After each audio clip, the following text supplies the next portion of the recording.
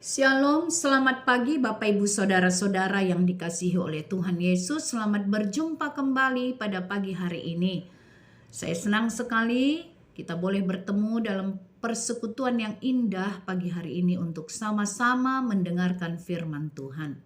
Karena itu Bapak Ibu Saudara-saudara, sebelum kita mendengarkan firman Tuhan dalam firman menyapa hari ini, mari bersama-sama kita berdoa. Bapa di surga, terima kasih Tuhan Yesus yang telah memberkati kami dalam seluruh dimensi kehidupan kami juga pada hari ini. Kami diberikan berkat oleh Tuhan. Kami boleh bangun dari tidur kami, tiada kurang suatu apapun juga, dapat menikmati udara yang segar dan pagi yang cerah ya Bapa. Karena itu untuk semua berkat yang kami terima pagi hari ini, kami bersyukur dan berterima kasih ya Tuhan. Bahkan untuk firman-Mu yang akan kami dengar, biar firman-Mu Tuhan boleh menjadi berkat bagi kami. Terima kasih Bapa di surga, terpuji nama Allah Bapa di dalam Kristus Yesus Tuhan kami kekal selama-lamanya. Amin. Bapak Ibu Saudara-saudara, firman Tuhan yang akan kita dengar pada pagi hari ini diambil dari kitab Yehezkiel 18 ayat 4, demikian dikatakan oleh firman Tuhan. Sungguh semua jiwa aku punya, baik jiwa ayah maupun jiwa anak aku punya, dan orang yang berbuat dosa itu yang harus mati. Demikian firman Tuhan. Bapak Ibu Saudara-saudara yang dikasihi oleh Tuhan, tentu saja kita tahu bahwa semua manusia ini adalah ciptaan Allah. Dan Tuhan Allah lah yang memiliki manusia. Jiwa kita, setiap pribadi kita, Tuhanlah yang berdaulat atasnya. Manusia dijadikan segambar dan serupa dengan Allah. Bahkan diberikan kuasa atas ikan-ikan di laut dan burung-burung di udara dan atas ternak dan atas seluruh bumi. Dalam Kejadian 1 ayat 26 kita baca hal itu. Karena itulah Tuhan Allah begitu mengasihi kita. Tuhan ingin agar kita hidup di dalam tuntunannya. Tuhan ingin kita taat kepadanya dan setia kepada Tuhan Allah. Tetapi manusia yang diciptakan Tuhan Allah sudah memberontak kepada Tuhan, sudah berbuat dosa. Karena itulah dikatakan bahwa orang yang berbuat dosa itu harus mati. Artinya dosa menghambat atau membatasi kita untuk bisa bertemu dengan Allah. Dosa membuat kita jauh daripada Tuhan. Karena itulah ketika pemberontakan oleh bangsa Israel yang dilakukan oleh mereka terhadap Tuhan, mereka harus masuk ke dalam pembuangan di Babel. Agar mereka bertobat, menyadari pemberontakan dan kejahatan yang mereka lakukan. Agar mereka tidak binasa. Oleh karena itu mereka harus dihukum terlebih dahulu agar menyadari seluruh perbuatan kejahatan yang mereka telah lakukan. Karena itulah Bapak Ibu Saudara-saudara, pada hari ini kita diingatkan agar kita menyadari bahwa kita ini adalah ciptaan Allah. Gambar dan serupa dengan Allah. Karena itu harus hidup seturut dengan kehendak Allah Bapa di sorga. Agar kita selamat, maka kita harus mengikuti tuntunannya. Kita harus hidup di dalam jalannya. Tidak berbuat dosa dan kejahatan agar kita tidak menerima kematian yang kekal.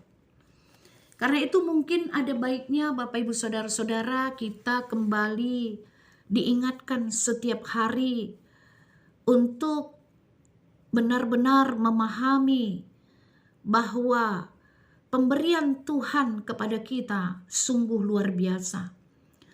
Pemeliharaan Tuhan dan kebaikan Tuhan kepada manusia itu sungguh luar biasa. Bahkan secara jelas dikatakan dalam firman Tuhan, langit menceritakan kemuliaan Allah dan cakrawala memberitakan pekerjaan tangannya. Karena itu, jika kita percaya kepada Allah di dalam Kristus, maka marilah kita menghargai dengan segenap hati seluruh perbuatan Tuhan di dalam kehidupan kita. Marilah kita benar-benar bersyukur untuk menyadari, bersyukur atas apa yang telah diberikan oleh Tuhan kepada kita, Bapak Ibu Saudara-saudara. Bapak Ibu Saudara-saudara yang dikasihi oleh Tuhan Yesus, tentu saja seringkali di dalam hidup manusia ini kita terjebak atau kadang-kadang terseret arus untuk melakukan perbuatan yang melawan Tuhan. Seringkali manusia tidak tahan terhadap godaan-godaan yang ada di tengah-tengah kehidupan di dunia ini. Tetapi tentu saja melalui firman ini kita diingatkan, kita tidak boleh asal-asalan terhadap hidup ini. Tidak boleh bermain-main dengan waktu dan kesempatan yang Tuhan beri kepada kita. Kita harus hidup di dalam takut akan Tuhan dan berkemenangan, agar tidak jatuh untuk melakukan dosa dan kejahatan, agar kita tidak dihukum, dan agar kita tidak menerima kematian yang kekal itu. Karena itu saya tertarik untuk membawa kita dalam satu pemahaman tentang apa yang tertulis dalam Pengkhotbah 9 ayat 8. Di sana dikatakan, biarlah selalu putih pakaianmu dan jangan tidak ada minyak di atas kepalamu. Apa artinya ini, Bapak Ibu Saudara-saudara? Apakah itu berarti kita harus selalu memakai baju putih dan rambut yang tertata rapi? Baju yang putih bersih atau putih pucat, putih pudar atau putih melati, karena banyak jenis warna putih. Atau kalau kita berbicara minyak, ada minyak rambut, ada minyak goreng, atau minyak narwastu. Apa maksudnya? Warna putih adalah warna yang paling sering disebutkan di dalam Alkitab. Putih itu sebenarnya menjadi simbol dari kemurnian, keadilan, dan kebersihan rohani. Arti ayat dalam Pengkhotbah 9 ayat 8 itu sebenarnya adalah bagaimana kita menjaga diri untuk selalu murni, adil, dan bersih dalam pikiran dan perbuatan kita. Lalu ketika kita diingatkan untuk minyak di kepala, apa artinya? Dalam Pengkhotbah 9 ayat 8 itu, bahwa minyak itu adalah lambang dari sukacita, kesegaran, dan semangat.